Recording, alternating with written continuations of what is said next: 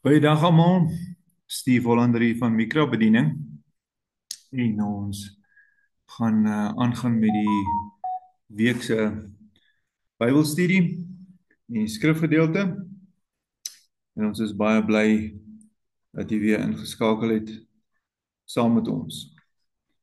Nou is baie opgewonde om hierdie in Afrikaans ook beskikbaar te stel. So voel vry om hierdie boodskap te deel met jou vriende, familie en jou naasbestaandes, asseblief.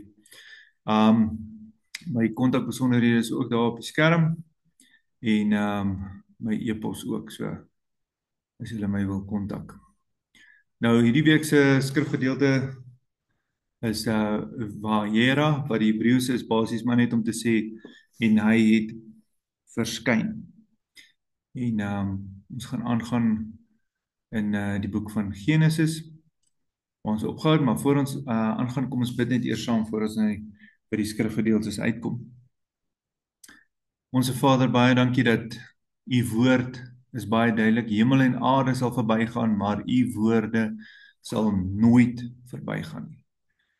Ja, Vader, u woorde wat u tot ons spreek is gees en lewe. Die woorde wat u spreek bring u gees, u Heilige Gees en u lewe.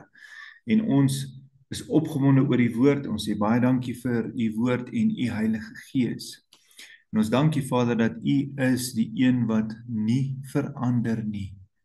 En dat u woord ook gister, vandag dieselfde tot in ewigheid. En ons prys u daarvoor, Vader.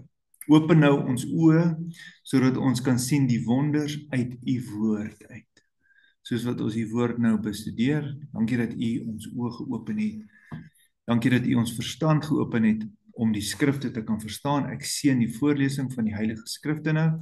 Ek dankie dat u die een is wat ons ore geopen het, sodat ons kan hoor.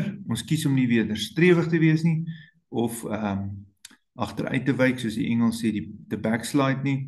En ons dankie dat ons kan staan op die belofte wat u gee in Jeremia 15 vers 16, wat basies sê, as ons u woorde opeet, dan word u woord vir ons vreugde en vrolikheid vir ons hart. En dis my gebed vir elkeen daar, want ek weet daar kom daar wat u self 'n honger deur die land sal stuur, nie 'n honger na brood vir dors na water nie, maar 'n honger na u woorde, om u woorde te hoor.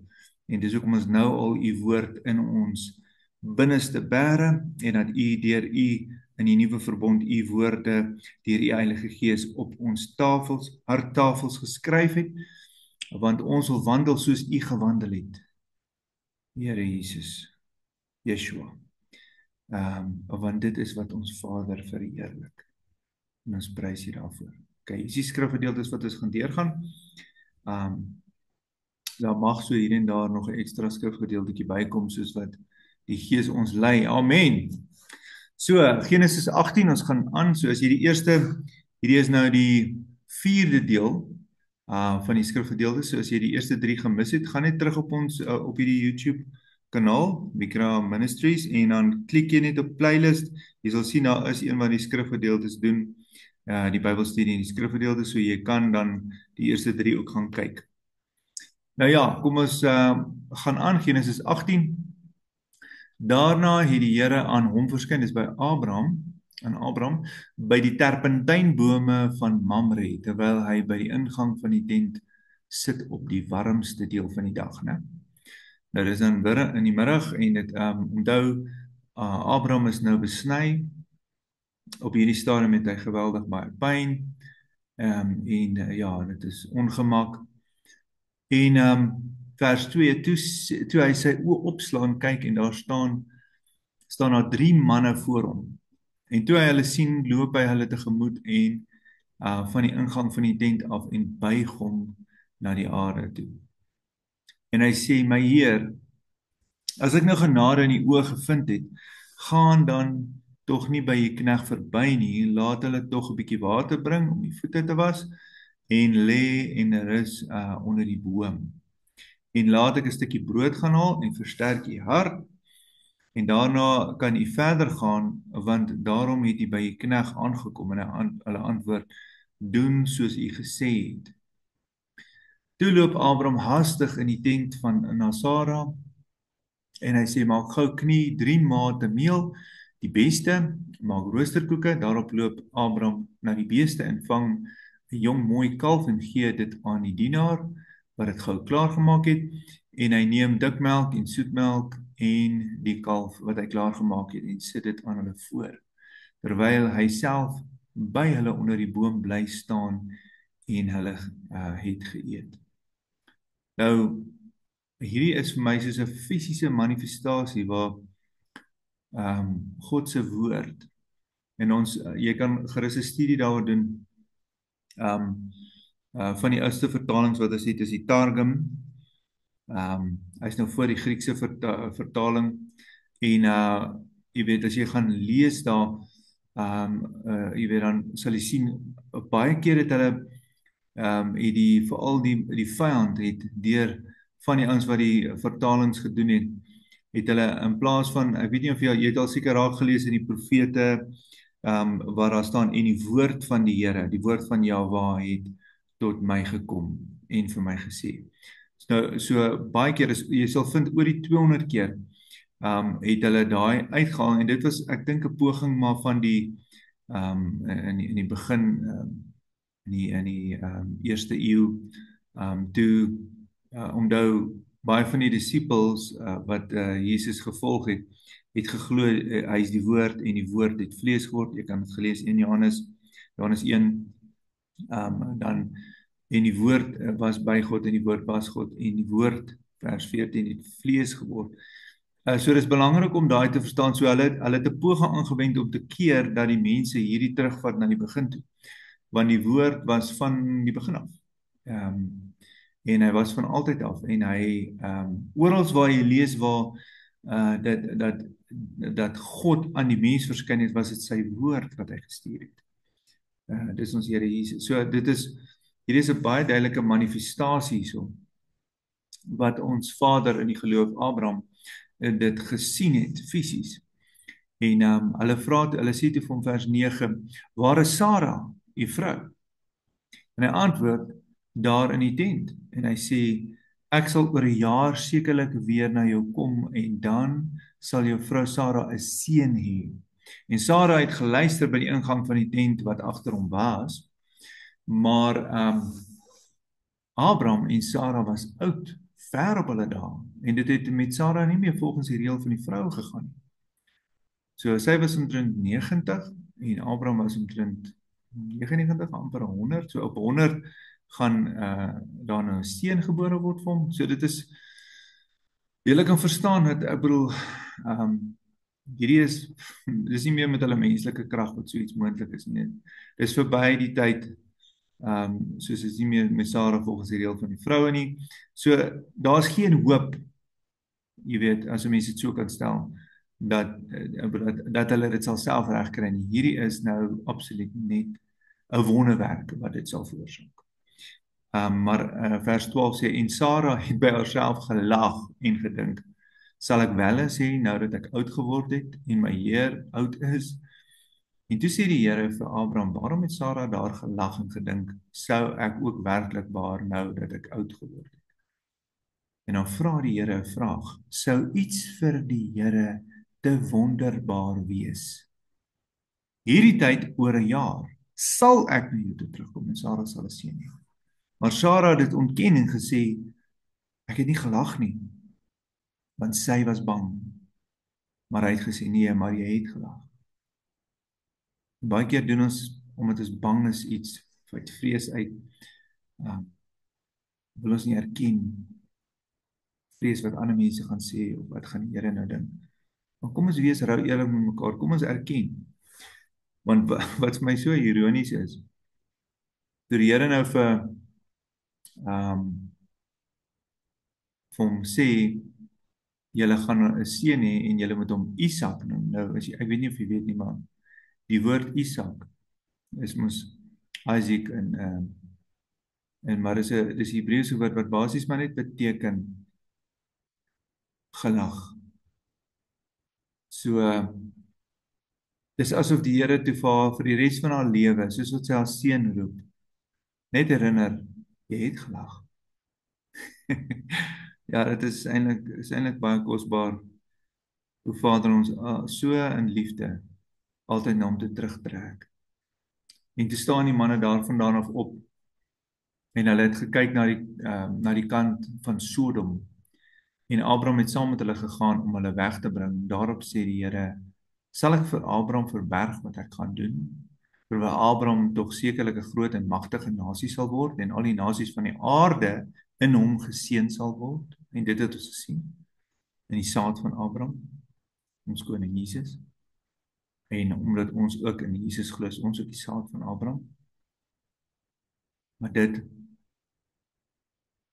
is vir my so kosbaar hierdie, want wanneer jy so naby is, onthou Abraham is genoem die vriend van God. Wanneer jy so naby is, en daar's 'n plek om so naby aan die Here te wees, dat hy selfs vir jou wys wat hy nou besig is om te doen in die aarde. En ons het 'n klomp manne wat saam bid, hier so op 'n maandagooggend, 5:00 in die oggend, maar die Here het al soveel goed vir ons gewys, en wanneer jy met die Here tyd spandeer, wanneer jy hom soek, soos Abraham die Here soek, dan wys hy vir jou goed.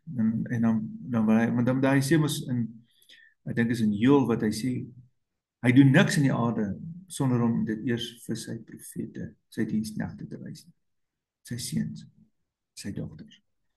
So mag hierdie jou bless.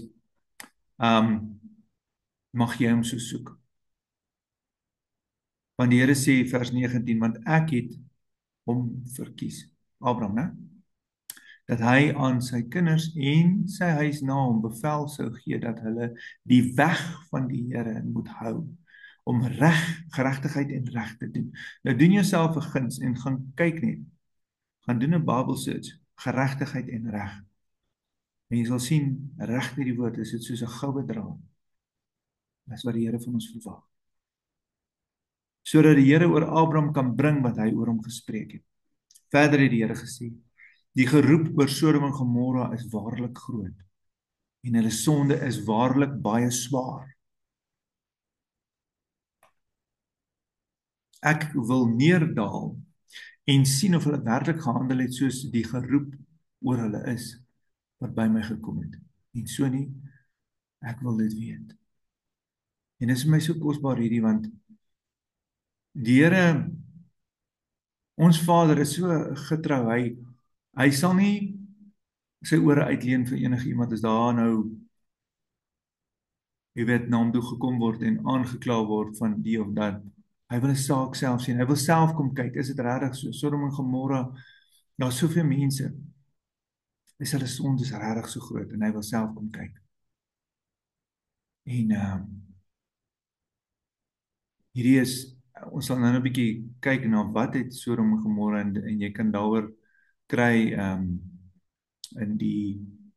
jy kry boeke wat jy kan lees daaroor, as jy 'n bietjie meer inligting wil hê daaroor. Daar is ekstra boeke wat ek glo nou Vader in die laaste dae losmaak in ons taal en selfs in Engels ook, eerstens in Engels beskikbaar stel. Jy weet, dis is in die boek van Esdra ook, waar die Here vir hom gewys het ook, dat daar gaan in die laaste dae, gaan die kennis van sy woord gaan toeneem, en daar gaan goed beskikbaar raak en dan gaan boeke beskikbaar raak wat die wat regtig hom soek, meer inligting wil hê, en hy gaan dit vir hulle oopmaak. So, maar dit is kosbaar. Dis boeke wat, as jy gaan kyk, die boek van of in die jy weet die kerk in byvoorbeeld in Ethiopië, is daar as jy in hulle Bybels gaan lees, is daar 22 ekstra boeke. En dit is nou die land een van die lande wat die Rooms-Katolieke Kerk nie kon ingaan en van die goed uithaal nie. So dit is interessant, ek noem dit maar net, maar jy kry meer inligting daar, 'n bietjie meer besonderhede te verduidelik. Nou, om verder te gaan, Toe het die manne daarvandaan weggedraai en na Sodom gegaan. Maar Abraham het nog bly staan voor die aangesig van die Here.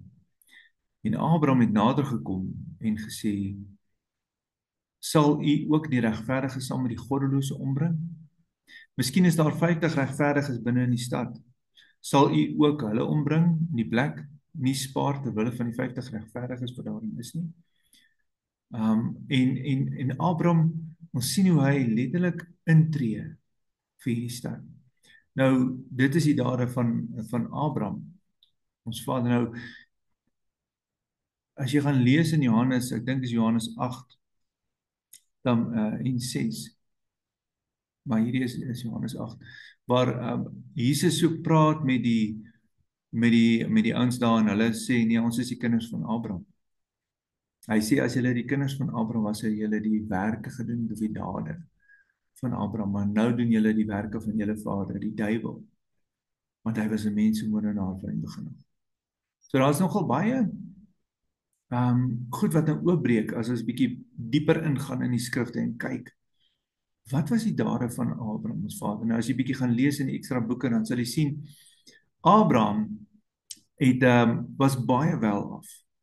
Hy het ook, ek weet nie of jy dit weet nie, maar hy het sy landerye en sy goed so geplant, 'n wingerde so geplant, dat wanneer die mense is in die roetes wat die mense geloop het, en die reisigers, en as hulle dan, jy weet, van ver af kom, dan het hulle hierdie wingerde en landerye gekry, en dan het hulle sy tente ook gesien, en hy het letterlik mense ingenooi en vir hulle kos gegee, nie noodwendig vir hulle geld gevra nie, maar dan het hy basies vir hulle, want baie mense kon nie bekostig, jy weet, maar dan het hy vir hulle kos voorgesit, hy het vir hulle, hy het letterlik mense gehelp, vir hulle kos gegee, vir hulle, 'n plekkie om te slaap, om te rus vir die nag, want hulle het ver geloop, en dan het hy ook geleentheid gehad om hulle te bedien met die woord, en hulle te leer van die Here se weë. En so dit is vir my nogal kosbaar. En dis baie van die werke van ons vader Abraham, wat teenoor die werke en die dade van Sodom, as jy bietjie in die ekstra boek, en ons gaan daarby uitkom, een van die dinge van Sodom en Gomorra was die geweldige perversiteit. Maar net om so bietjie in te gaan oor, as jy die ekstra boeke gaan lees, dan kom jy agter, daar was byvoorbeeld, hulle is net maar die teenoorgestelde. Wanneer daar iemand in die dorp inkom, in Sodom en Gomorra, in hulle stad, dan het hulle, en daai persoon het nie, jy weet, kos nie, dan het hulle almal vir hom geld gebring, maar dan het hulle 'n wet afgevaardig, dat niemand, jy weet, mag brood aan hom verkoop nie, of kos nie. En dan sou daai persoon letterlik doodgaan van die honger, en as hy dan dood is van die honger, dan vat hulle hulle geld terug. So hulle het wette afgevaardig wat mense basies doodgemaak het. Dis hoe goddeloos hulle was.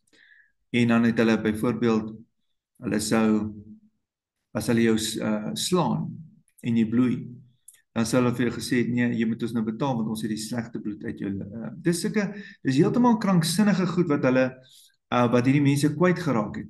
En dan, obviously, gaan ons nou uitkom by die natuurlike, die perverse goed van wat hulle gedoen het daar. Maar ek noem nou net van hulle dade, jy weet, daar's meer goed wat 'n mens kan gaan lees, en jy kan baie meer agterkom wat regtig aan die gang was, by hoekom die geroep, soos die Here gesê het, groot is, en hy self gekom kyk het, is dit regtig so erg, en gesien het, ja, dit is werklik, hulle beker het vol geraak, en is tyd dat die oordeel moes kom. Nou, vers 25, sê Abraham, hy is nou besig om in te tree, so vir die regverdiges wat in Sodom en Gomorra en daai stede is. Hy sê, laat dit ver van u wees om so iets te doen, om die regverdige saam met die goddelose om te bring, sodat die regverdige gelyk is aan die goddelose. Laat dit ver van u wees. Sal die regter van die ganse aarde dan geen reg doen nie?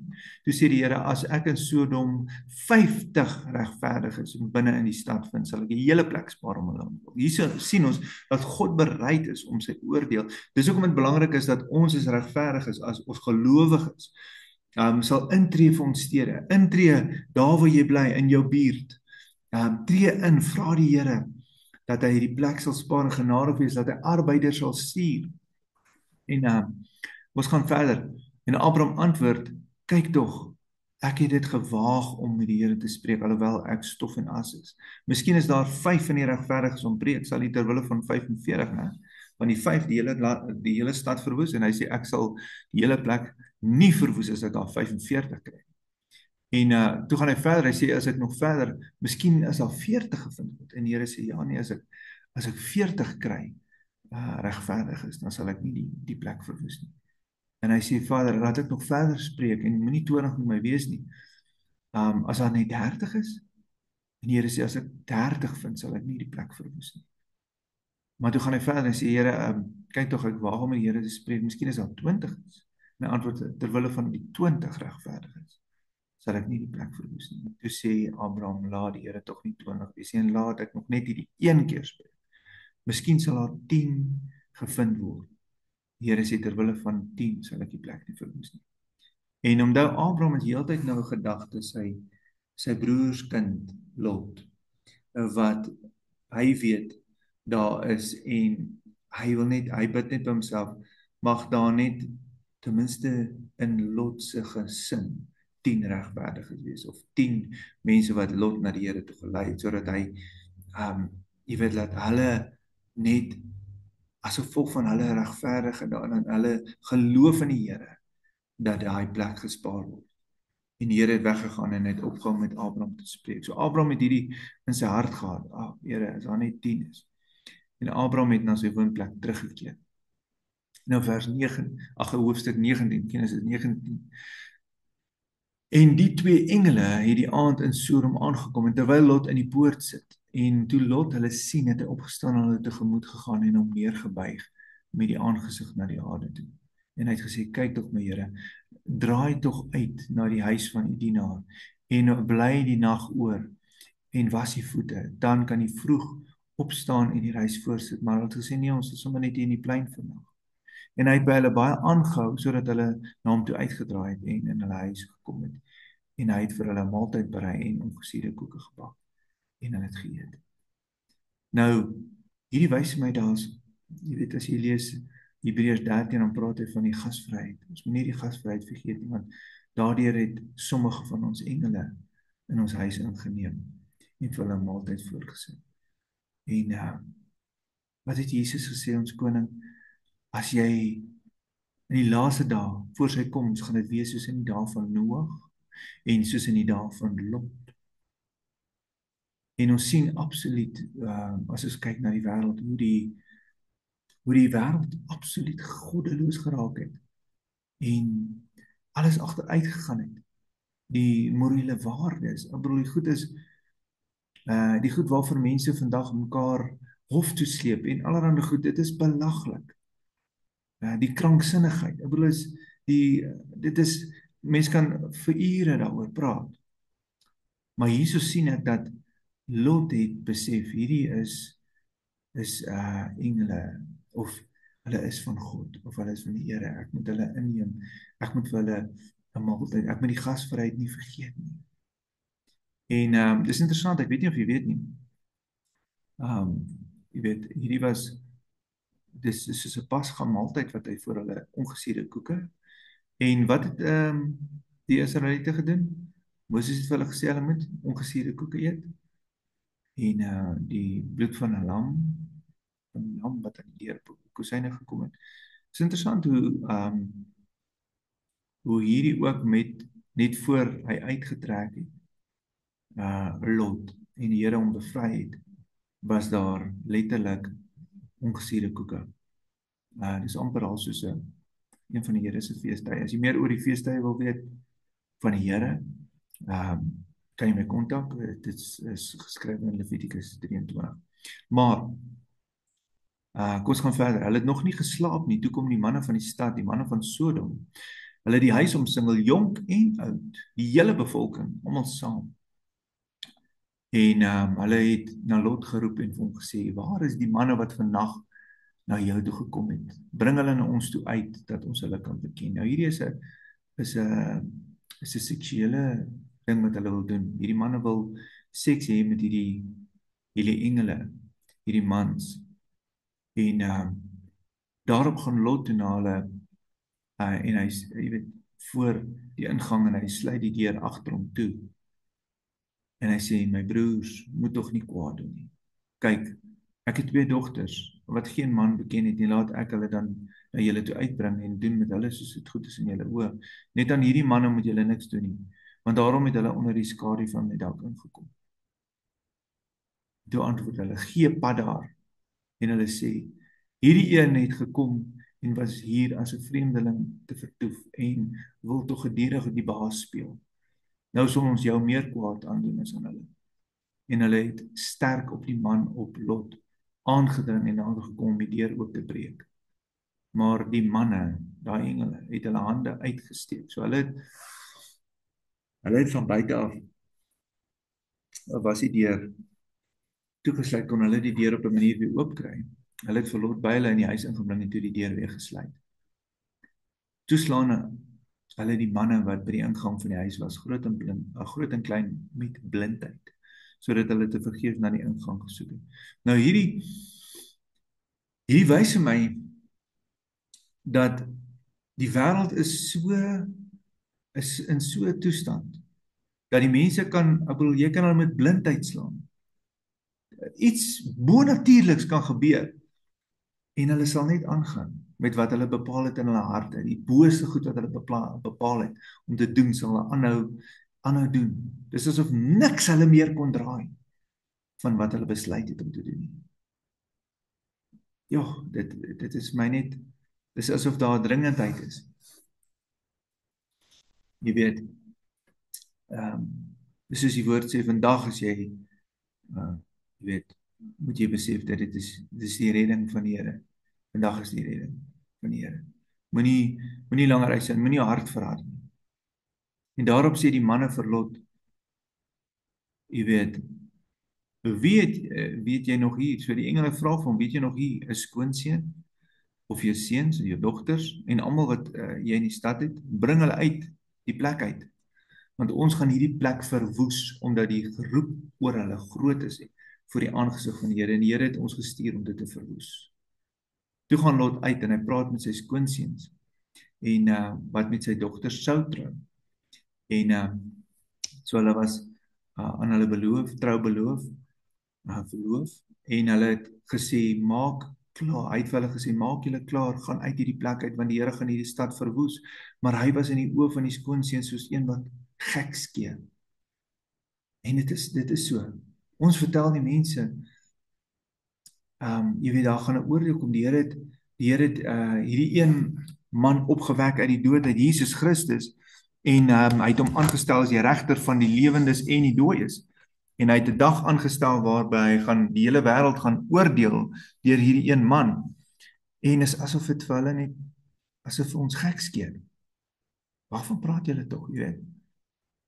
Maar daar staan toe die dag begin breek.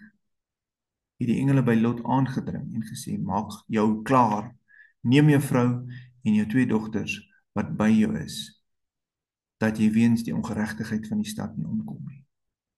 Maar hy het nog getalm. Ja, Lot het nog steeds getalm. Daar's soveel Christene, gelowiges, wat vandag nog talm. Hulle kom nie uit Babylon uit nie. Hulle weier. Hulle het getalm. Toe gryp die manne hom en sy vrou en sy 2 dogters aan die hand, omdat die Here hom wou verskoon. En hulle lei hom uit en bring hom buite die stad. En toe hulle na buite uitgelei het, sê hy, vlug vir jou lewe. Hier waarsku die Here hom. Moenie omkyk nie. Moenie eers ergens in die Jordaanstreek bly staan nie. Vlug na die gebergte, dat jy nie kan omkom nie. Daarop antwoord Lot hulle, ag my Here, ag nee. Stry nog steeds met die Here. Ag nee, Here. Kyk tog, u knegg het genade, jy weet, genade in die oë gevind en u het u guns groot gemaak wat u aan my bewys het deur my in die lewe te bou. Maar ek is nie in staat om na die gebergte te vlug sonder dat die onheil my inhaal en ek sterwe nie. Kyk tog, hierdie stad is naby. om daarheen te vlug, is dit nie klein nie? Laat my tog daarheen vlug. Is dit nie klein nie dat ek kan lewe? En hy sê vir hom, kyk, ek neem jou ook in hierdie saak in guns aan, sodat ek die stad waarvan jy gespreek het nie sal omkeer nie. Vlug gou daarheen, want ek kan niks doen voordat jy nie daar aankom nie. Daarop omnoem hulle die stad Soar. So hy is na hierdie klein stad of 'n klein dorpie Soar toe. En die son het oor die aarde opgegaan toe Lot in Soar aankom en die Here het smaal en vuur oor Sodom en Gomorra laat reën van die Here uit die hemel. Hier kom die oordeel. En as jy gaan kyk vandag, na al hierdie jare, duisende jare, is dit nog steeds daar as 'n getuienis in Israel. Ek het die voorreg gehad om daar te kom wees in 2007 en jy kan sien, jy ruik die swaal en jy kan tot vandag toe sien waar die stene gebrand is en hulle glo ook daar's selfs 'n jy weet 'n plek waar Lot se vrou mos in pilaar hy staan en hy het hierdie stede omgekeer op die hele Jordaanstreek, al die inwoners van die stede wat op die grond groei. En sy vrou, dus Lot se vrou, het agter hom omgekyk, né? En sy het in 'n soutpilaar geword. Sy het 'n soutpilaar geword. En Abraham het vroeg die môre na die plek waar hy voor die aangesig van die Here gestaan het, toe hy uitkyk oor Sodom en Gomorra, die hele land van die Jordaanstreek, sien hy dat die rook van die land optrek, soos 'n rook van 'n smeltoond. En het letterlik die klippe, die rotse het so gesmeld. En Lot se vrou. En is amazing, daar sien jy die teksvers, Lukas 17, vers 32, kan jy gaan lees daaroor waar Jesus sê, onthou Lot se vrou. So hy sê ook, daar gaan 'n tyd kom wat ons as gelowiges, waar hy ons letterlik gaan uitlei. Dit gaan soos 'n pasga wees. En, jy weet, ons moenie talm nie. Ons moet dadelik uitgaan en ons moenie omkyk nie. Onthou, moenie omkyk nie. Gaan net reguit na waar hy vir jou wys om te gaan, na die gebergte. En terwyl God die stede van die Jordaanstreek verwoes het, né? Verwoes het God aan Abraham gedink en hy het Lot uitgelei uit die omkering toe hy die stede omgekeer het waar Lot woonagtig was. En Lot het uit Soar opgetrek en saam met sy 2 dogters gaan woon op die gebergte. So daar het hulle uiteindelik in gehoorsaamheid na die gebergte gegaan. Wat hulle in die begin moes gegaan. Want hy was bang om in Soar te bly. Daarom het hy saam met sy 2 dogters in 'n spilonk in 'n grot gaan woon. En die oudste het aan die jongste gesê, ons vader is oud en daar is geen man in die land om na die reël van die ganse aarde om by ons in te gaan. So hierso sien ons dat letterlik Lot en sy vrou en sy 2 dogters. Lot se vrou is dood. Sy het 'n soutpilaar geword, maar sy 2 dogters en Lot het gedink dat die hele aarde is verwoes. Want ek bedoel, hier sê die dogters mekaar, daar's net ons vader wat oor is. En jy weet, daar's niemand anders. Kom laat ons dan by ons vader wyn gee en om te drink en met hom gemeenskap hou, sodat ons deur ons vader 'n geslag in die lewe kan hê. En hulle gee toe die nag aan hulle vader wyn om te drink en die oudste het gekom en met haar vader gemeenskap gehad, sonder dat hy gewaar het. Toe sy gaan lê en toe sy opstaan. En die volgende dag sê die oudste aan die jongste, kyk, ek het verlede nag met my vader gemeenskap gehad, laat ons hom dan vandag weer wyn gee. Gaan dan nou in en hou met hom gemeenskap, sodat ons deur ons vader die geslag in die lewe kan hê.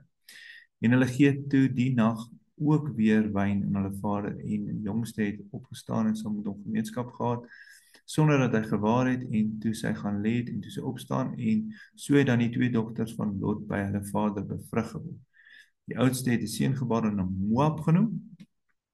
Hy is die vader van die hedendaagse Moabite. En die jongste het ook 'n seun gebaar en hom Ben-Oni genoem en hy is die vader van die hedendaagse Amorite. Nou, die Moabite en die Amorite het glad nie by die weë van die Here gebly nie. Hulle het in absolute welles en boerery en perversie ingeval.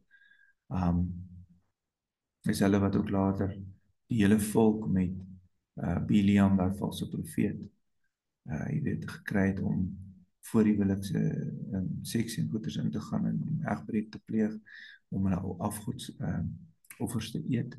So hierso wys dit vir my, hierso het goed gebeur in Lot se waar hy hierdie goed toegelaat het of hom oorgegee het aan wyn en toe het hierdie goeders afgetrek in die bloedlyne. Hierdie goed is reël, mense besef dit nie. Jy kan gaan kyk na Dawid se bloedlyn ook en daar's soveel, ons sal nog daarby uitkom.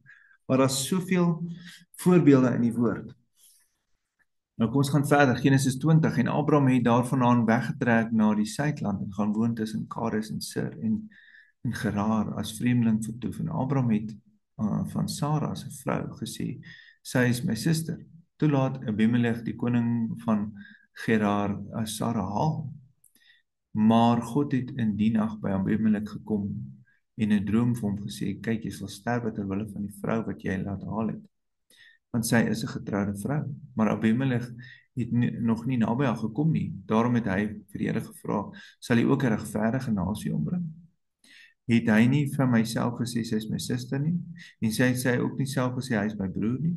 In die onskuld van my hart, in die reinheid van my hande het ek dit gedoen. Daarop antwoord God hom in die droom en sê, ek weet ook dat jy dit in onskuld van jou hart gedoen het. En ek self het jou daarvan teruggehou om teen my te sondig. Daarom het ek jou nie toegelaat om aan haar te raak nie. Keer dan na die man se vrou terug, want hy is 'n profeet. Ons vader Abraham is 'n profeet. En hy sal vir jou bid dat jy kan lewe. Maar as jy haar nie teruggee nie, weet dan verseker, sekerlik sal jy sterwe, jy en almal wat aan jou behoort. En Abimelech het toe vroeg in die môre opgestaan, sy dienaars geroep en die hele saak aan hulle ore vertel. Toe het die manne baie bang geword. En Abimelech het vir Abraham laat roep en gevra, wat het jy ons aangedoen? En wat het ons teen jou gesondig dat jy oor my en my koninkryk 'n groot sonde genoem? Dinge wat nie mag gebeur nie, het jy my aangedoen. En verder sê Abimelech vir Abraham, was jou bedoeling dat jy dit gedoen het? En Abraham antwoord en sê, ek het gedink, daar is regtig geen vrees vir God in hierdie plek nie, sodat hulle oor my en my vrou, oor my vrou sal doodmaak. En sy is ook werklik my suster. Sy is my vader se dogter, maar nie my moeder se dogter nie, en sy het my vrou geword. Maar as jy gaan verder kyk dan in Abraham se bloedlyn, het Isak dieselfde gedoen met Rebekka wat glad nie sy suster was nie. Jakob het jy weet toe vir sy pa Isak gelieg en hom bedrieg. Hy het ook later het Jakob se seuns jy weet vir hom bedrieg en gelieg oor Josef wat hulle verkoop het. En jy kan sien die bloed, dit gaan in die bloedlyn af en mense besef dit nie. Dat ons as vaders ons het 'n geweldige invloed op ons kinders. Ons kan nie toelaat die goed wat ons toelaat in ons lewe.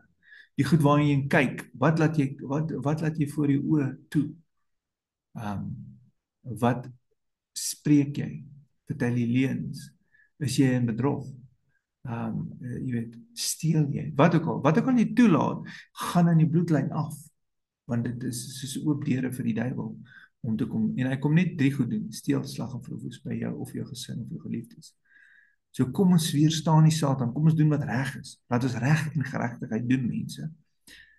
Broers en susters. Nou ja, kom ons gaan aan. En so hy het 'n halwe waarheid vertel hierso. Sy's my halfsuster, jy weet. En toe God my uit die huis van my vader laat omswerf, het ek aan haar gesê, dit is die guns wat jy van jou kant of van my sal moet bewys. Om elke plek waar ons kom, moet jy vir hulle sê, hy is my broer. En toe neem Abimelech kleinvee en beeste en slawe, slavinne en gee dit aan Abraham en ook sy vrou Sara aan hom terug. En Abimelech sê, daar lê my land voor jou, woon waar dit goed is in jou oë. En vir Sara sê hy, hier gee ek aan jou broer 1000 sikkel silwer. Kyk, dit is vir jou 'n bedekking van die oë en met betrekking tot elkeen wat by jou is, sodat jy in elke opsig regverdig is. Toe het Abraham tot God gebid en God het Abimelech gesond gemaak. Ook sy vrou en sy slavinne, sodat hulle kon baar. Want die Here het elke moederskoot in die huis van Abimelech geheel en al toegesluit ter wille van Sara, die vrou van Abraham. Dit is belangrik dat Abraham moes verbid om daai vloeke wat gekom het oor hom te breek. Genesis 21 en die Here het Sara besoek soos hy beloof het. En die Here het aan Sara gedoen soos hy gespreek het. Sara het bevrug geword en vir Abraham in sy ouderdom 'n seun gebaar op die bepaalde tyd wat God genoem het. En Abraham het sy seun wat vir hom gebore is, wat Sara vir hom gebaar het, Isak genoem. Nou Isak het net gelag. En Abraham het sy seun Isak besny toe hy 8 jaar oud was, soos God hom beveel het, en Abraham was 100 jaar oud toe sy seun Isak vir hom gebore is. En Sara het gesê, 'n gelag het God my berei, elkeen wat dit hoor, sal oor my lag. So, daarop sê dit is hoekom sy Isak genoem het, maar die Here het vir hulle gesê om dit te doen. En verder sê sy, wie kan ooit aan Abraham voorspel dat Sara soog kinders, want ek het 'n seun gebaar in sy ouderdom en die kind het opgegroei en is gespeen en Abraham het 'n groot maaltyd berei op die dag toe Isak gespeen is. En toe sien Sara hoe die seun van Hagar, die Egiptiese slavin, wat sy vir Abraham gebaar het, spot. En sy sê aan Abraham, jaag hierdie slavin met haar seun weg, Ismael, ne? Want die seun van hierdie slavin mag nie saam met my seun Isak erwe nie. En die woord was baie verkeerd in die oë van Abraham, van lees sy seun. Nou, as jy net gaan lees in die 66 boeke wat ons het, in hierdie verband, dan klink dit baie kras. Hoe kan hy sommer net die kind wegjaag, vir Ismael wegjaag? Omdat op daai stadium was hy omtrent so 19 jaar oud en Isak was omtrent 5 jaar oud seker. En as jy gaan, soos dat jy nou dit sien, maak dit glad nie sin nie. Hoe kan jy jou kind wat 19 jaar is wegjaag van die huis af en hom nie erf, en hom heeltemal onterf? Dit is rof. Maar as jy in die ekstra boeke gaan lees, dan sal jy sien jy weet hulle, met hierdie fees, hierdie selfde fees, wat Abraham toe hy nou gespeen is, gewoonlik maar 'n kind, want hulle het kinders maar tot op 5 gesoog daai tyd. Jy weet, dan is hulle gespeen. En Abraham het 'n fees gehou, en daar staan in die ekstra boeke dat Ismael het gekom en jy weet, die pyl en boog getrek en hy het dit so gerig op Isak. En dit was seker nou maar soos dat jy weet, hulle seker maar gespeel, maar dis duidelik dat Ismael wou vir Isak doodmaak, want hy was jaloers. Dit is nou die seun van die belofte. En dit is wat, en as nou maak dit baie meer sin, want nou kan ek verstaan hoekom, en Sara het dit gesien, en sy het op dit afgekom, en dis hoe sy het vir Abraham gesê het, jy weet, dit is onaanvaarbaar, hierheen moet gaan. Maar vers 12, God het aan Abraham gesê, laat dit nie verkeerd wees in die oë ter wille van die seun van jou slavin nie. Luister na Sara en alles wat sy vir jou verlang, want deur Isak sal daar vir jou nageslag genoem word. Maar ek sal ook die seun van die slavin tot 'n nasie maak, omdat hy jou kind is. Toe is Abraham die môre vroeg op en hy het brood in 'n sak water geneem en dit aan Hagar gegee, deur dit op haar skouer te sit en ook die kind, en hy het hulle haar weggestuur en sy het toe weggegaan en rondgedwaal in die woestyn van Beersheba. En toe die water in die sak op is, het sy die kind onder een van die bosse neergewerp en geloop tot op 'n afstand gaan sit, so ver as wat die boog kan skiet. Want sy het gesê, ek wil die dood van die kind nie aansien nie. Sy het op 'n afstand gaan sit en haar stem verhef en geween, en toe hoor God die stem van die seun. En die engel van God het aan Hagar geroep uit die hemel en haar gevra, wat is dit met jou, Hagar? Wees nie bevrees nie, want God het na die stem van die seun geluister op die plek waar hy is. Staan op, tel jou seun op en hou hom vas met jou hand, want ek sal hom 'n groot nasie maak. So dis die belofte wat Vader aan haar gegee het. En daarop het God haar oë geopen en sy sien 'n put en sy het geloop en sak vol water gemaak en die seun laat drink. En God was met die seun en hy het opgegroei en in die woestyn gewoon en hy's 'n boogskutter geword. So hierso sien ons dat hy het net beter geword met hierdie pyl en boog. So hier's 'n bevestiging ook wat in die ekstra boeke staan van hy was 'n boogskutter. Hy het in die woestyn Paran gewoon en sy moeder het vir hom 'n vrou uit Egipte land geneem. So ja, daar's 'n probleem. So gaan neem sy 'n heidense vrou vir hom en ja, die res is geskiedenis. Nou Ismael se nageslag is oor die 400 miljoen Arabiere. So hier kan ons sien dat jy weet sy geslag het geweldig uitgebrei. Maar ja, ons kyk na die verbond tussen Abraham en Abimelech. In die tyd het Abimelech en Pichol, sy leerowerste, met Abraham gespreek en gesê, God is met jou in alles wat jy doen. En dit is my so kosbaar hierdie, want hierso is twee, jy weet, manne in die regering, die koning en sy leerowerste. En as hulle na Abraham gekyk het, dan het hulle by hulle self, dis al wat hulle gesê het, God is met jou in alles wat jy doen. En ek bedoel, as jy gaan lees ook, gaan kyk na die disippels ook, van Jesus, van Yeshua. Wat het gebeur? Die mense wat die skrifgeleerdes, die mense wat nou baie geleerdes was, die doktors, toe hulle die disippels en die apostels sien, het hulle, daar staan, as jy gaan lees, het hulle gesien, dat hierdie mense was by Jesus. Hulle kan dit sien. So as hulle na jou kyk, sien hulle Jesus.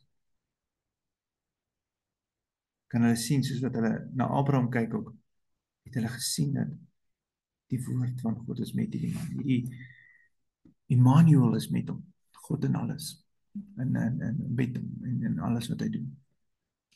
Sweer dan nou vir my hier, vers 23, by God, dat jy met my en met my kroos, my nageslag, nie sal vals handel nie. En dieselfde guns wat ek jou bewys het, moet jy aan my bewys. En dan die land waarin jy as vreemdeling vertoef. En Abraham het geantwoord, ek sweer. Maar Abraham het Abimelech aangespreek oor die put wat sy die dienaars van Abimelech met geweld geneem het. En daarop antwoord Abimelech, ek het nie eens geweet wie dit gedoen het nie. En jy het my dit ook nie meegedeel nie. En ek het daar ook niks van gehoor nie, as net vandag. Toe neem Abraham kleinvee en beeste en gee dit aan Abimelech en hulle twee het verbond gesluit. En Abraham het naamlik die 7 ooilammers van die kleinvee een kant uitgekeer. Toe sê Abimelech vir Abraham, wat beteken hierdie 7 ooilammers wat jy uitgekeer het? En hy antwoord, die 7 ooilammers moet jy uit my hand aanneem, sodat dit vir my 'n getuienis kan wees dat ek hierdie put gegrawe het. Daarop omnoem hulle die plek Beersheba, omdat hulle twee daar gesweer het. So het hulle dan 'n verbond gesluit in Beersheba. Daarna het Abimelech en Pichol sy leerowers klaargemaak en na die land van die Filistyne teruggekeer. En hy het tamarisk in Beersheba geplant en daar die naam van die Here, van Jahwe, die ewige God, aangeroep. En Abraham het baie dae as vreemdeling in die land van die Filistyne vertoef. Genesis 22. Na hierdie dinge het God Abraham op die proef gestel en aan hom gesê, Abraham, en hy het geantwoord, hier is ek, en hy het gesê, neem jou seun, jou enigste wat jy lief het, Isak, en gaan na die land Moria en offer hom daar as 'n brandoffer op een van die berge wat ek jou sal aanwys. En hierdie is een van daai harde woorde. Jy weet Johannes 6 vers 66. Dan praat jy weet die volgelinge van Jesus en hulle sê, "Joh, wie kan hierdie man verder luister?" Sy woorde is harde woord. En baie keer sê die Here iets en dan dink jy, "Joh, kan dit die Here wees?" Broer, offer jou seun. Daarop het Abraham die môre vroeg klaargemaak. Kyk net hierdie man se geloof. Hy het die Here se stem geken, hy het geweet. En hy het geweet dit is wat hy moet doen, hy moet gehoorsaam wees. Môre vroeg, sy esel opgesaal, twee van sy dienaars en sy seun Isak saam met hom geneem, die hout gekloof vir 'n brandoffer en opgestaan en na die plek gegaan waar die Here hom aangewys het. Op die 3de dag slaan Abraham sy oë op en hy sien die plek van ver. Nou as jy lees van op die 3de dag in die skrifte, dan moet jy weet dit is hierso is 'n messiaanse belofte opgesluit. Want ons koning is op die 3de dag uit die dood uit opgewek. En Abraham sê toe aan sy dienaars, bly julle hier met die esel. Ek en die seun wil daarheen gaan om te aanbid en dan na julle toe terugkeer. So hierso sê hy in geloof, ek en my seun gaan nou om te gaan aanbid en daarna gaan ons na julle toe terugkom. En Abraham het die hout en die brandoffer geneem en dit op sy seun Isak gesit en die vuur en die mes in sy hand geneem. So het hulle dan twee saamgeloop en toe spreek Isak met sy vader Abraham. Hy sê, my vader, hy het geantwoord, hier is ek, my seun, hy het gesê, hier is die vuur van die hout, maar waar is die lam vir 'n brandoffer? En Abraham antwoord, oor na hierdie man se geloof, God sal vir homself die lam vir 'n brandoffer voorsien. God sal vir homself, so God homself sal die lam wees, wat die brandoffer gaan wees, wat aan die kruis gaan hang. En hy sê, my seun, so het hulle twee dan saamgeloop. En toe hulle kom op die plek wat God hom aangewys het, Abraham daar altaar gebou en het die hout reg gelê. En hy daarna sy seun Isak gebind en hom op die altaar bo op die hout gesit. En toe steek Abraham sy hand uit en neem die mes om sy seun te slag. Maar die engel van die Here het na hom toe van die hemel aangeroep, van die hemel afgeroep en vir hom gesê, Abraham, Abraham, en hy het geantwoord, hier is ek. En hy sê, moenie jou hand na jou seun uitsteek en doen hom niks nie, want nou weet ek dat jy God vrees en dat jou seun, jou enigste seun, dat jy jou enigste seun nie van my terughou nie. Nou, hierdie is so kosbaar.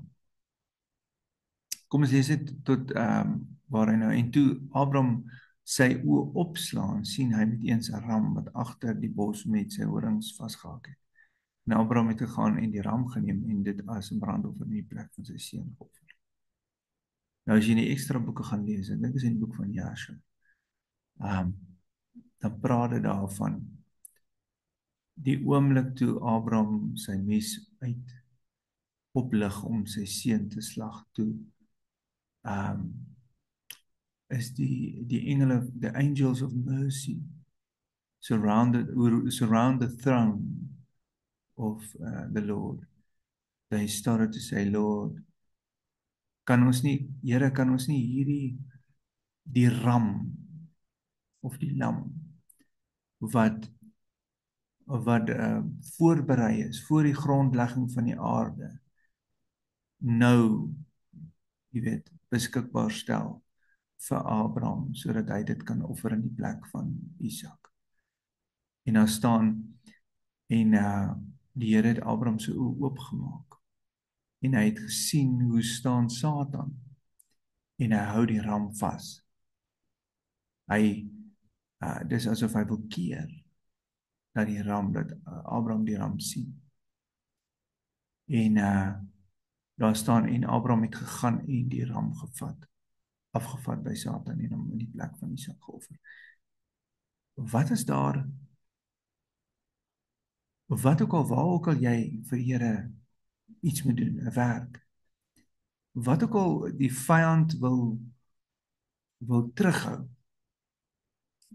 maak 'n gebed daarvan en sê, Here, is daar enige iets is wat U voor die grondlegging van die aarde beskikbaar gestel het, wat nou hier moet wees, in die bediening wat U vir my wil hê, die werk wat U vir my voorberei, dat ek hierdie werk nou kan doen. En dan sal die Here jou oë oopmaak, glo. En jy gaan dit sien, en jy gaan dit dan gaan afvat by Satan, waar hy dit wil terughou. Of keer dat dit by jou uitkom. In die naam van Jesus. Amen. En Abraham het die plek genoem, die Here sal voorsien. Jehovah Jireh. Sodat dit vandag nog gesê op die berg van die Here sal dit voorsien word. En toe hulle kom op die plek wat op die berg van die Here sal dit voorsien word. Toe roep, vers 15, die engel van die Here vir 'n tweede keer na Abraham van die hemel af, en hy sê, ek sweer by myself. Nou is die Here wat praat, en hy sweer by homself, daar's niemand groter wat hy by kan sweer nie. So spreek die Here, omdat jy dit gedoen het, en jou seun, jou enigste seun nie terughou het nie, dat ek jou ryklik sal seën en jou nageslag grootlik sal vermeerder, soos die sterre van die hemel, soos die sand van die seestrand, en jou nageslag sal die poorte van sy vyande besit, die poorte van die hel. En in jou nageslag sal al die nasies van die aarde geseën wees, of geseën word, omdat jy na my stem geluister het. Halleluja. Dankie Vader vir u diensnag. Ons vader Abraham, dat hy gehoorsaam was aan die woord. Vers 19. En Abraham het na sy dienaars teruggekeer, en hulle het klaargemaak en saam na Beersheba gegaan, en Abraham het in Beersheba bly woon. En na hierdie dinge het hulle aan Abraham 'n berig gebring, gesê, kyk, Milka het ook vir jou broer Nahor seuns gemaak. Hy is sy eerstgeborene Bus, sy broer, en Kemuel, die vader van Aram, ook Kedes en Haso en Pildas en Jetlaf en Bethuel. Bethuel was die vader van Rebekka. Hierdie 8 het Milka vir haar Nahor, die broer van Abraham, gebaar, en sy byvrou met die naam van Reuma. Sy het ook Tebag en Gam en Taas en Maga gebaar. Nou dis die gedeelte wat ons gaan lees uit die eerste 5 boeke, en dan gaan ons ook kyk na die profete gedeelte wat ons gaan lees uit 2 Konings 4 vanaf vers 1 tot 37. En is interessant hierdie, want dit is julle gaan nou sien ook hierso is 'n man van God wat 'n woord gee vir 'n vrou wat ook nie kon kinders kry nie. En 'n sekere vrou uit die vroue van die profete seuns het na Elisa geroep en gesê, dienaar, my man is dood, en ek weet dat selfs die dienaar van die Here gevrees het, nou hierdie skuldeisers gekom om my 2 kinders vir hom as slawe te neem. Toe sê Elisa vir haar, wat kan ek vir jou doen? Gee my te kenne wat jy in die huis het. En sy het geantwoord, die dienares het glad niks in die huis nie, behalwe 'n flesie met olie. En hy sê, gaan leen van jou van buite af kanne. Lee kanne van al jou bure, leen nie te min nie. Nou hierdie is belangrik. Wanneer die Here vir jou sê, gaan leen, dan gaan leen jy. Maar andersins gaan jy nie. As hy nie vir jou wys om te gaan leen nie, dan leen jy nie. Maar die Here kan vir jou sê om te gaan leen, want hy wil 'n wonderwerk doen. Amen. So, hy sê dan gaan in en sluit die deur agter jou en jou seuns toe. Giet dan al hierdie kanne en sit weg wat vol is. Sy het toe van hom al weggegaan en die deur agter haar en haar seuns toegesluit en terwyl hulle vir haar aanbring, giet sy in sodat die kanne vol was. So sy daai klein kannetjie olie, het sy bly gooi en gooi en gooi en sy het al hierdie kanne vol gegooi uit daai een klein kannetjie. En sodra die kanne vol was, sê sy aan haar seuns, bring jy weet, vir my nog 'n kan. Maar hy antwoord, daar is geen kanne meer nie. Toe gaan die olie staan. So toe hou die olie op om te vermeerder. Nou, mag die Here vermeerdering vir jou bring waar jy nodig het. As jy vermeerdering in brandstof nodig het in jou tank, want jy moet gaan om die evangelie te verkondig, wat jy moet by hierdie uitkom, by daai uitkom, wat ook al moet vermeerder word. As jy net laaste bietjie meel in jou kruik het, mag hy die meel vermenigvuldig, mag hy die olie vermenigvuldig, mag hy jou kos vermenigvuldig. Daarop kom sy om dit aan die man van God te kenne gee en sy sê vir hom, en hy sê toe vir haar, gaan verkoop die olie en betaal jou skulde. En van die oorige kan jy en jou seuns aan lewe. En op 'n dag het Elisa verbygegaan na Sunem. En daar was 'n vermoënde vrou wat by hom aangehou het dat hy brood sou eet.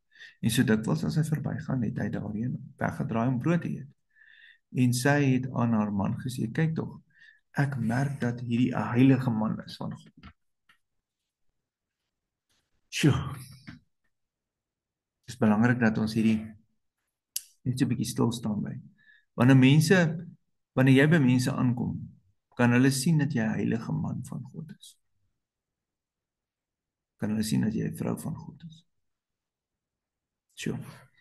So wat gedurig by ons verbygaan, laat ons tog 'n klein onmuurde bokkamer maak en laat ons daar vir hom 'n bed en 'n tafel en 'n stoel en 'n lamp neersit.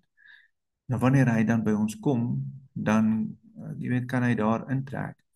En toe hy op 'n dag kom, het hy in die bokkamer ingetrek en daar gaan lê en aan sy dienaar Gehasie gesê, roep die Sunamitiese vrou. Nadat hy haar geroep het en sy voor hom gaan staan het, sê hy vir hom, vra haar tog, kyk, jy het al hierdie sorg aan ons bestee. Wat kan daar vir jou gedoen word? Kan daar vir jou 'n goeie woord gedoen word by die koning of die leerowerste? Maar sy antwoord, ek woon onder my volk. Daarop sê hy, wat kan daar vir haar gedoen word? En Gehasie antwoord, voorwaar, sy het geen seun nie. En haar man is oud. En hy sê, roep haar. En toe hy haar geroep en sy in die deur gaan staan het, sê hy, sulke tyd, hoor 'n jaar. Sien presies dieselfde woorde as wat die Here gespreek het vir Abraham se vrou Sara. Oor 'n jaar sal jy 'n seun omhels. En sy antwoord, ag nee my Heer, man van God, moenie vir die dienares lieg nie. So sy het ook so Sara gesê, haha, jy weet, is dit moontlik. En die vrou het swanger geword. En 'n seun gebaar op daardie tyd, oor 'n jaar, soos Elisa met haar gespreek het.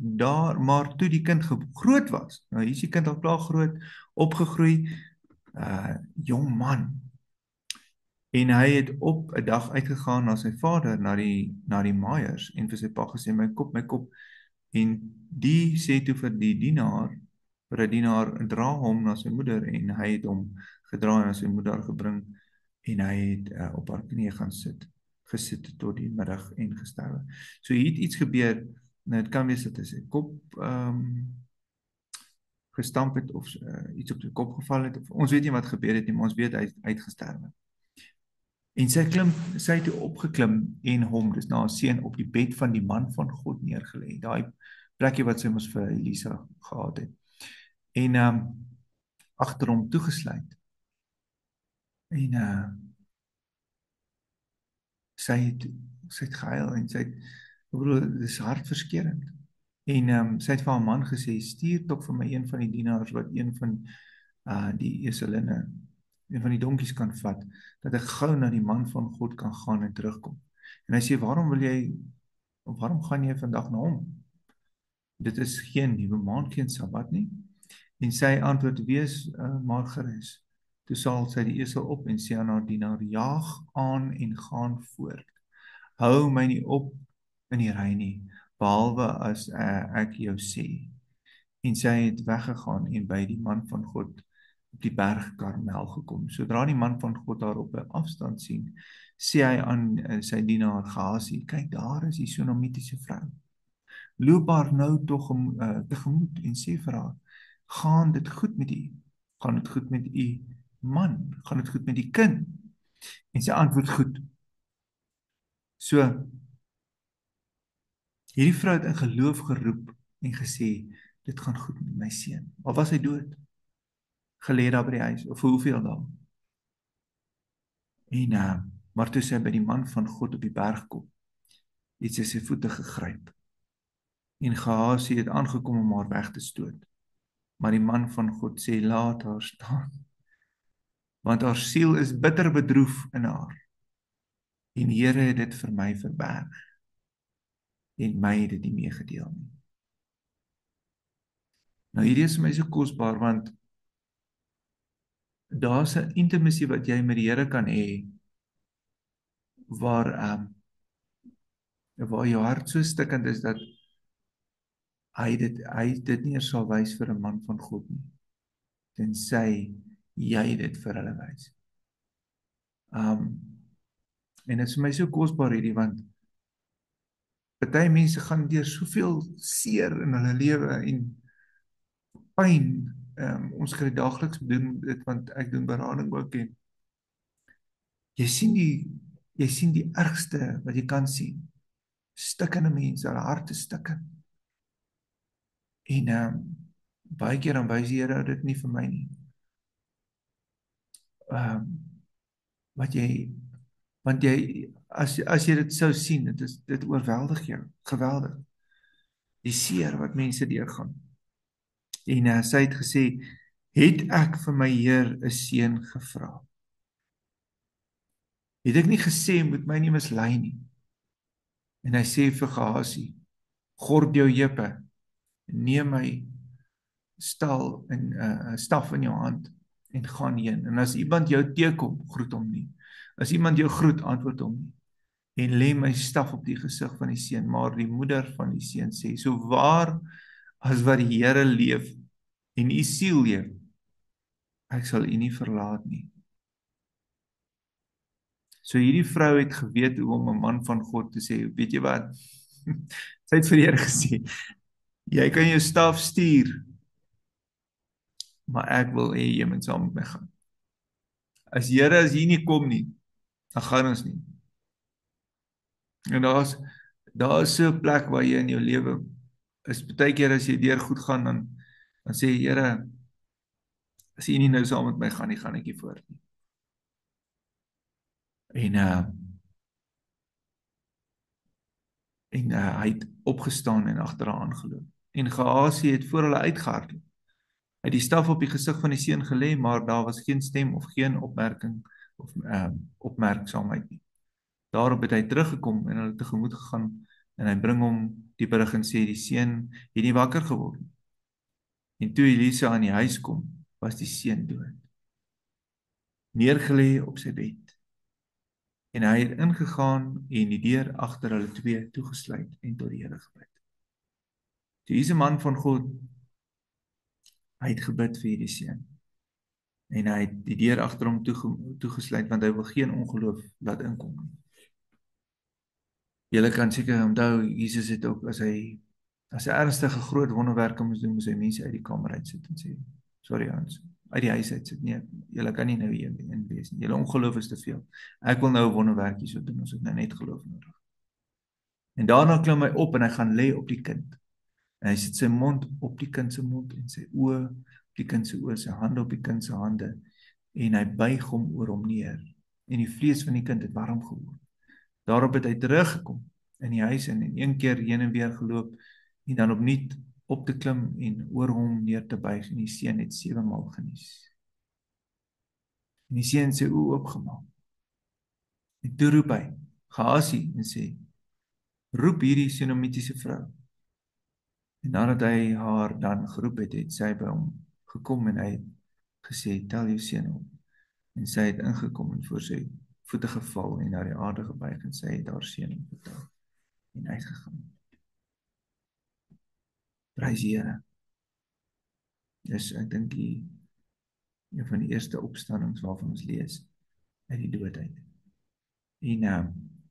En dit is net deur die krag van God, die gees van God. Die Heilige Gees. Nou kom ons kyk na die skrifgedeeltes van die Nuwe Verbond, die Nuwe Testament. Lukas 24 en gaan oor Jesus waar hy opgestaan het uit die dood uit. Hy is die eerste vrugte. Terwyl hulle hieroor praat, staan Jesus self in hulle midde. Hy sê vir hulle vrede vir julle. Shalom. En toe hulle verskrik en baie bang geword en gemeen dat hulle 'n gees sien, sê hy vir hulle, waarom is julle so ontsteld? Waarom kom daar twyfel in die hart op? Kyk na my hande en my voete, want dis ek self. Voel aan my en kyk, want 'n gees het nie vlees en bene soos julle my sien nie. En dit is belangrik hierdie, want daar is so leuns vandag, selfs in die kerk, waar mense nie glo dat Jesus fisies opgestaan het. Jesus het fisies opgestaan. As hy nie fisies opgestaan het nie, is daar geen hoop vir ons vir die opstanding uit die dood. Daarom het hy fisies opgestaan. En terwyl hy dit sê, wys hy vir hulle sy hande en sy voete. En toe hulle nog van blydskap nog nie kan glo en hulle verwonder, sê hy vir hulle, het julle iets om te eet? Nou het hulle hom 'n stuk gebraaide vis en 'n stuk heuningkoek. En hy het dit geneem voor hulle oë geëet. En hy sê vir hulle, dit is die woorde wat ek met julle gespreek het toe ek nog met julle was, né? Dat daar geskrywe is in die wet van Moses en die profete, in die psalms wat vervul word.